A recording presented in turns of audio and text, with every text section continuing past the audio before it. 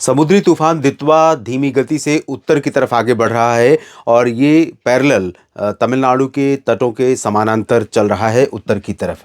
और आने वाले 24 घंटों के भीतर ये आंध्र प्रदेश और तमिलनाडु के दोनों राज्यों के तटों के बीच से भारत के तमाम क्षेत्रों को प्रभावित करेगा। खासतौर पर दक्षिणी प्रायद्वीपीय भारत पर ज़्यादा प्रभाव दिखाई पड़ेगा, बाकी जगहों पर बादल नजर आएंगे।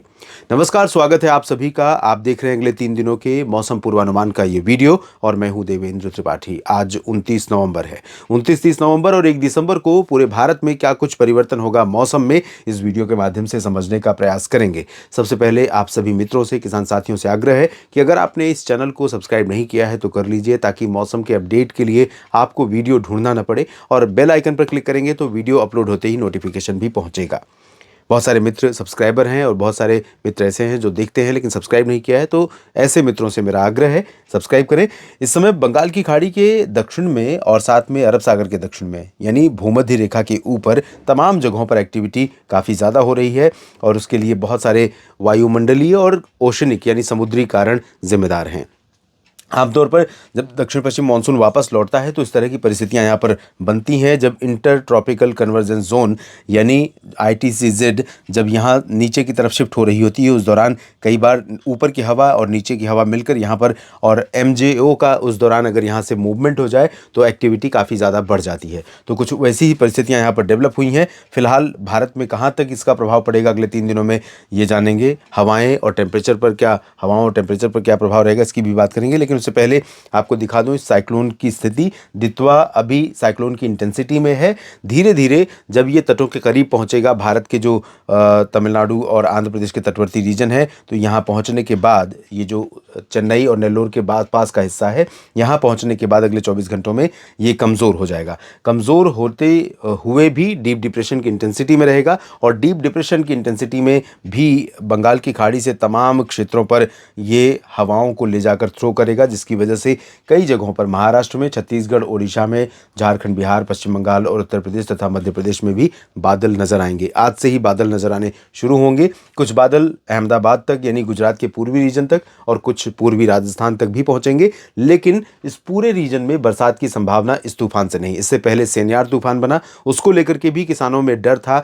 देश के तमाम राज्यों में, उत्तर प्रदेश में भी, मध्य प्रदेश में, महाराष्ट्र में, गुजरात और यहाँ तक कि राजस्थान के किसान भी लगातार सवाल पूछ रहे थे। किसान साथियों को ये डर था कि अगर तूफान की इंटेंसिटी में वो अंदर लैंडफॉल करता है और आगे भी इंटेंसिटी मेंटेन करता है तो निश्चित तौर पर कई जगहों पर काफ़ी ज़्यादा बरसात दे सकता था। लेकिन जो पिछला तूफान था सेन्यार, आपने देखा कि वो इंडोनेशिया और मलेशिया के पास ही उसकी इंटेंसिटी लूज़ हो गई और वो आगे नहीं बढ़ सका, बंगाल की खाड़ी के मध्य में नहीं पहुंच सका। और दूसरा जो तूफान बना श्रीलंका के तटों के पास, भारत के तटों के पास, दितवा, ये भी बहुत दूर तक नहीं जाने वाला, क्योंकि ऊपर की हवाओं का प्रेशर भी है और इसकी अपनी जो क्षमता है वो बहुत ज़्यादा नहीं है कि इधर से आने वाली हवाओं को थ्रो करे, पुश करे और आगे बढ़ता रहे।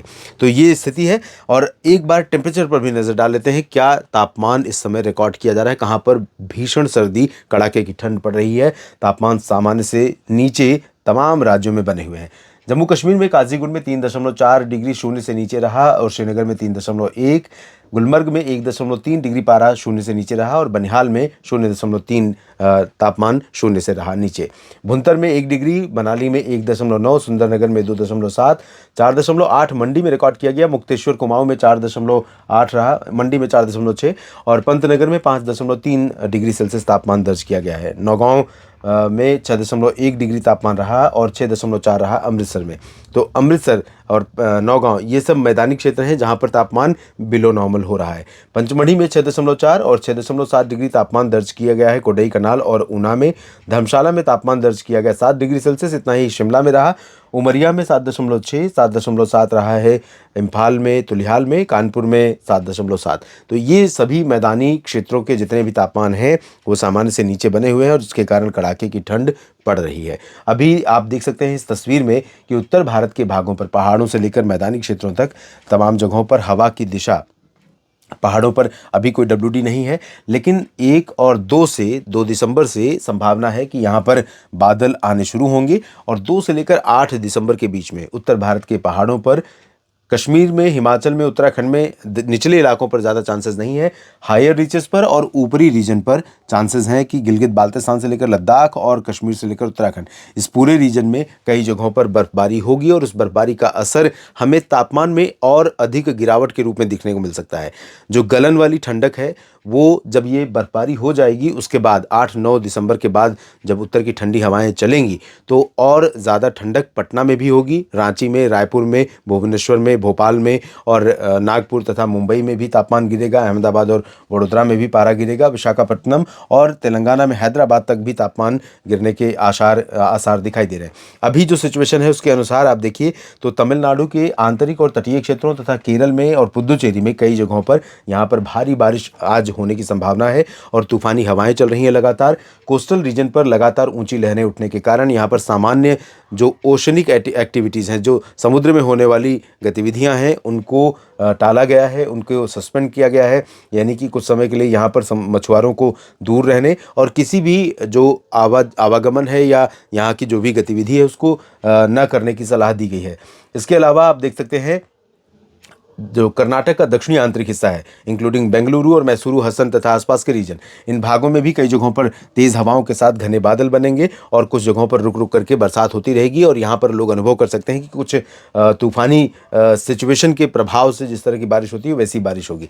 आंध्र प्रदेश के रायलसीमा रीजन तथा तटवर्ती हिस्सों में भी कुछ स्थानों पर, विशाखापट्टनम, कलिंगापट्टनम, अनंतपुर, चित्तूर, कुर्नूल, इन भागों में भी कुछ स्थानों पर वर्षा होने की संभावना है। कुछ बादल बारिश वाले तेलंगाना में भी बनेंगे और नांदेड़, लातूर से लेकर सिंधुदुर्ग, गोवा तथा आसपास के भागों पर भी ऐसे बादल नजर आएंगे आज आपको, जिनसे लग सकता है कि क्या बरसात हो सकती है। चांसेस बहुत कम है लेकिन रूल आउट नहीं कर सकते, कुछ बूंदें पड़ सकती हैं गोवा से नांदेड़ के बीच में। बाकी महाराष्ट्र में इंक्लूडिंग मुंबई, पुणे, नासिक, नंदुरबार, धुले, जलगांव, अकोला, अमरावती, वर्धा, यवतमाल और नागपुर से लेकर के पूरा रीजन, साथ ही साथ छत्तीसगढ़ और ओडिशा के दक्षिणी तटों को छोड़कर बाकी जगहों पर, साथ ही आंतरिक रीजन, इन सभी भागों में भी ड्राई वेदर रहेगा, शुष्क मौसम रहेगा। लेकिन बादल कई जगहों पर मुंबई और अहमदाबाद से लेकर इंदौर, उज्जैन, भोपाल से लेकर इधर बरेली तक और बिहार, झारखंड, पश्चिम बंगाल तक छाएंगे। उत्तर की हवाओं का प्रभाव पंजाब, हरियाणा, दिल्ली से लेकर उत्तर प्रदेश और राजस्थान, दिल्ली, बिहार, इन सभी भागों पर और एमपी के कुछ उत्तरी जिलों पर भी हवाओं का प्रभाव रहेगा। तो यहाँ पर तापमान थोड़ा सा और आज गिरा है, कल और गिर सकता है। पूर्वोत्तर भारत में बारिश की संभावना नहीं है, उत्तर भारत के पहाड़ों में फिलहाल आज बारिश के आसार नहीं है। कल यानी 30 नवंबर को आप देखिए, 30 नवंबर को कुछ पैच दिखाई पड़ रहे हैं और 30 नवंबर से लेकर के धीरे धीरे बादल यहाँ पर बढ़ सकते हैं। कुछ नमी पूरब से पहुंची है, कुछ पश्चिम से आ रही है, जिसके कारण कुछ हाई क्लाउड बन सकते हैं। यहाँ पर ज़्यादा चांसेस नहीं है लेकिन लद्दाख और गिलगित बाल्टिस्तान में थोड़ी बहुत संभावना बन सकती है कल बारिश की और या हिमपात की ऊंचे इलाकों में। और पंजाब से राजस्थान तथा बिहार, झारखंड, इन सभी भागों पर उत्तर पश्चिमी दिशा की हवाएं लगातार प्रभावी रहेंगी। पूर्वोत्तर में बारिश नहीं होगी। महाराष्ट्र और गुजरात में भी बारिश की संभावनाएं नहीं है, लेकिन छत्तीसगढ़ में जगदलपुर, बीजापुर, सुकमा, दंतेवाड़ा और आसपास के भाग तथा दक्षिणी ओडिशा के तमाम इलाके, भवानीपटना समेत ऐसे हो सकते हैं जहां पर बरसात हो सकती है। केरल और कर्नाटक के भागों पर भी, यहां तक कि गोवा में भी हो सकता है कि बारिश वाले बादल पहुंचे और सिंधुदुर्ग में यहां पर थोड़ी संभावना कल भी रहेगी। और यहां पर भारी बारिश हो सकती है पंबन से चेन्नई और पुदुचेरी तथा नेल्लोर और आसपास के रीजन में, और आंतरिक रीजन में जो तमिलनाडु के और दक्षिणी आंतरिक आंध्र प्रदेश के हैं, यहाँ पर भी थोड़ी बहुत बरसात होने की संभावना दिखाई पड़ रही है। 1 दिसंबर को आप देखिए, यहाँ पर 1 दिसंबर को दक्षिण में जो बारिश हो रही है वो स्प्रेड उसका बढ़ रहा है। थोड़े से बादल बारिश वाले विदर्भ से लेकर के मराठवाड़ा और मध्य महाराष्ट्र तथा कोंकण, गोवा तक पहुंचेंगे और संभावनाएं बनेंगी गढ़चिरौली और चंद्रपुर तथा आसपास के भागों में, विदर्भ में थोड़ी बहुत बारिश हो सकती है। थोड़ी सी बारिश और बढ़ सकती है, रायपुर के पास पहुंच सकती है छत्तीसगढ़ में, लेकिन इसका मतलब ये नहीं कि पूरे रीजन में बरसात होगी। छत्तीसगढ़ और ओडिशा के कुछ मध्य क्षेत्रों तक थोड़ी बहुत बरसात हो सकती है।